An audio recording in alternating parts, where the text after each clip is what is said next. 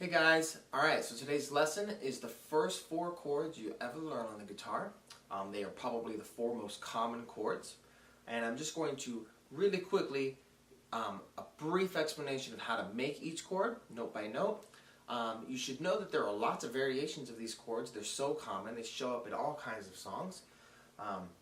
So a good firm grasp of just these 4 chords will allow you to play millions of songs, and I don't even mean that as an exaggeration. We're talking literally millions of songs with a handful of chords, 4 chords. You throw in a 5th chord or a 6th chord, it's like every song you could ever imagine. Okay, so let's just dive right in. In a later video, we'll go into the details about some of the variations and stuff, but for now, I'm just going to show you what I think is the easiest version of each of these chords, or the most common version, just to get you up and running and practicing transitioning from chord to chord, so that you can start thinking about putting them together and arranging them into chord progressions and different sections and building song structure and playing along with your favorite recordings and your favorite songs. Alright, so let's dive right in. Let's begin with probably the most common chord ever, which is a G major. Okay, so this one is probably also one of those chords that has a lot of variations, maybe more so than any other chord. So I'm going to show you what I call like a modern G. It's sort of like the newer, I guess, sort of rock style G. I mean, these have been around forever, but it's sort of my favorite for beginners. I think it's the easiest to make, the most comfortable for your hand, and also allows you to transition to other chords with relative ease. Okay.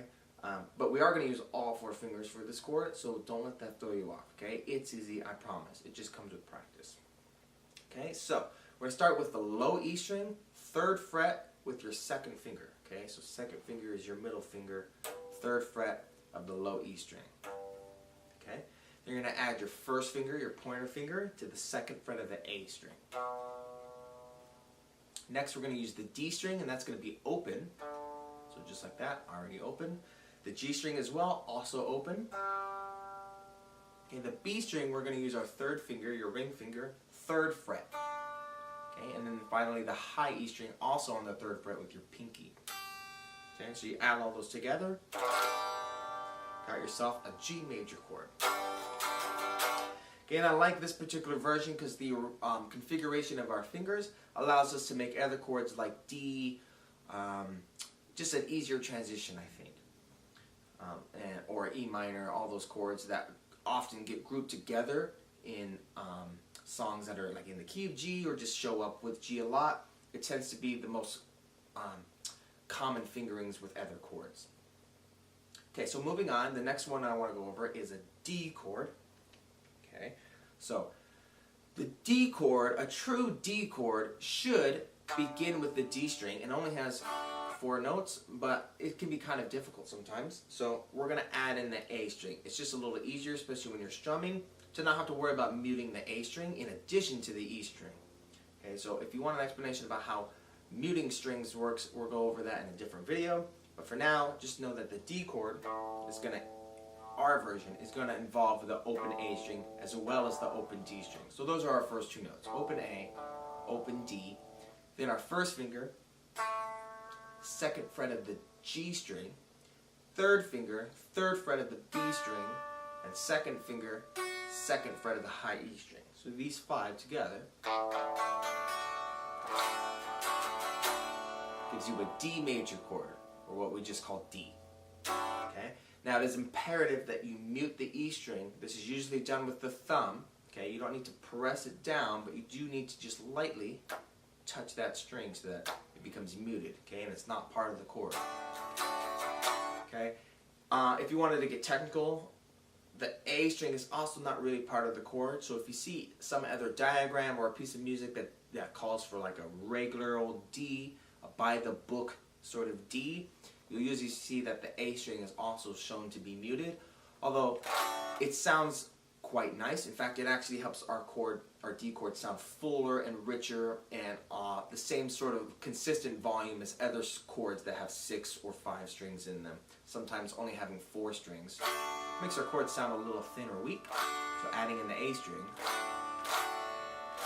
can actually kind of help flush it out or fill it up. Okay? And it sounds wonderful. So just avoid the E string though, because adding that E string gives you this gross sort of muddy low end that is not ideal for most scenarios. Alright, moving on. Probably the easiest chord of all time, and one of the most common, is E minor. Only takes 2 fingers. Anyone can do it. Okay, so it's going to start with the E string open.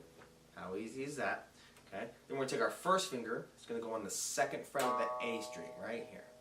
Okay, then our second finger is going to go on the 2nd fret of the D string. And then the G string, open, B string, open, high E string, open. Right? So a whole lot of open strings in this. Right? Which, by the way, is where we get the term open chords, right? From the open strings that all of these chords have. Okay?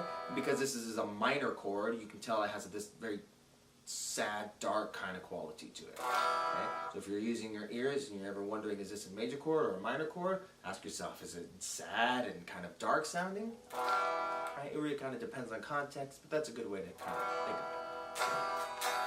So the tricky part here is making sure that the G string is going to ring out.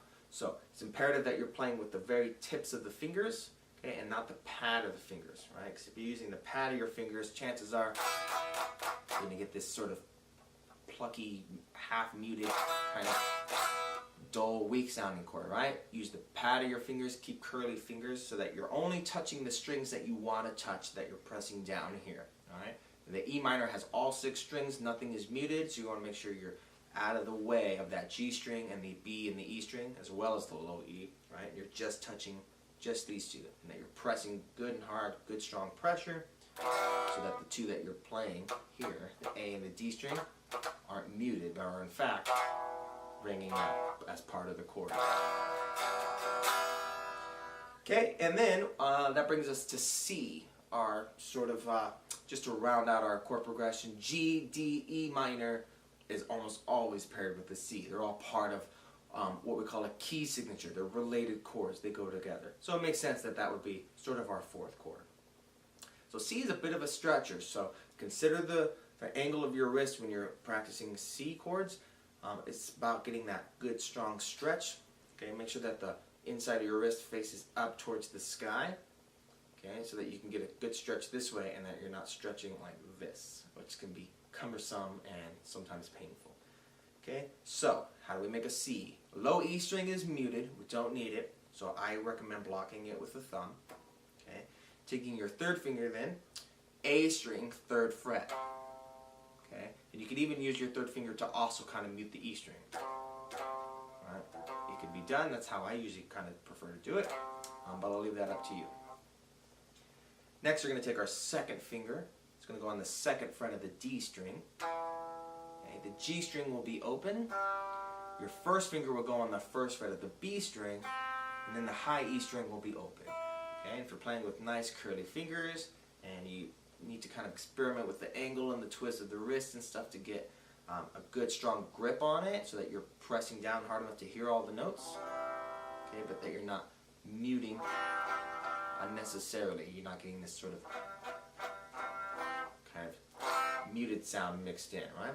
So the only one that should be muted is the low E string. The rest should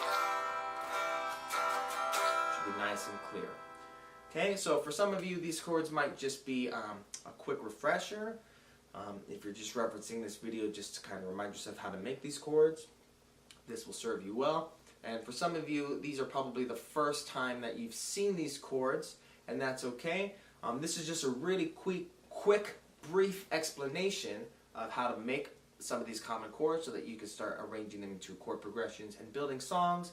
But in a later video, I think we're going to need to go in depth about some of the variations and some of the common problems that beginners have when they start to make these chords for the first time.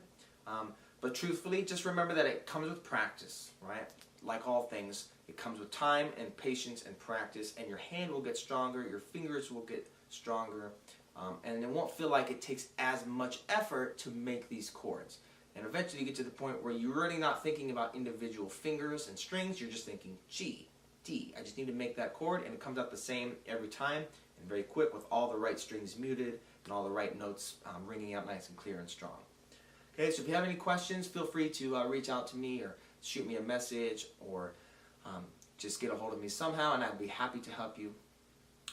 So that's it. Your first 4 chords, have fun with it. Just practice them 1 at a time, practice them 2 at a time, practice them 4 at a time. Just go through them, make each one, and then once you get the hang of that, we'll start working on putting them together in specific orders and building musical sort of phrases and sections out of our chords. Alright guys, have fun with it, and I'll see you in the next one.